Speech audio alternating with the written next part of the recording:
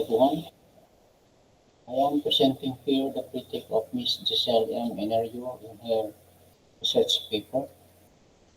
The essay entitled Ethics of Care in Educational Practice by Miss Giselle Enerio addresses the question on how should the ethics of care be understood in the sector of education.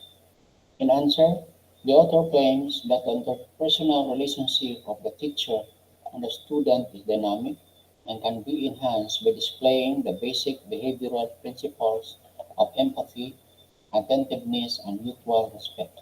She justifies this thesis through the following points. First, that teaching is not just a transfer of knowledge, but also an engagement that requires interpersonal communication.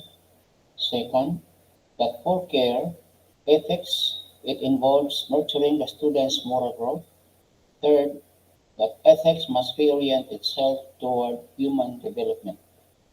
As mentioned in the first part, the researcher's essay focuses on reorienting education ethics towards relational and emotional dimensions and does not cover on how to create data to quantify itself in a dissertation paper.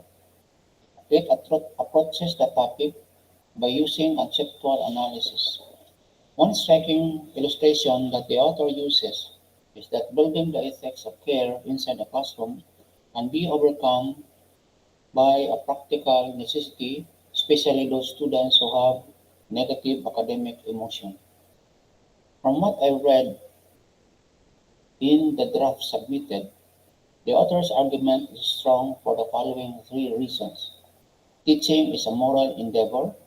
Number two, teaching is a practical necessity, and care is essential in education. First, teaching as a moral endeavor will challenge the traditional view of just a transfer of knowledge to the student. Second, the ethics of care provides practical guide in educational practice. And third, care is important to promote equitable education as we observe in capital universities' institutional values, that there should be a balance between academic excellence and emotional management. Nevertheless, I would like to point out the following weaknesses. Number one, limited cultural and structural sensitivity and errors in weakening philosophical clarity. The fallacies of claiming that care can be standardized and that it's too idealist in nature, and with mistake on pointing out more philosophical concepts in the essay. I am respectfully presenting them now for the researcher's consideration. For one, to make ethics care operationalized, and then in addition, the ethics of care can be considered as a rich subject for educational research that strongly integrates psychology and philosophy. And finally, I should say that the research is done with effort and dedication. Thus, I would like to suggest the following improvements to the essay. For one, clarity in philosophical imposition.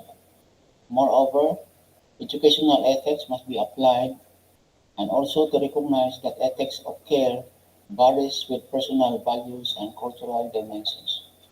Allow me to end by congratulating the researcher, Ms. Giselle Enerio, for a very substantive research.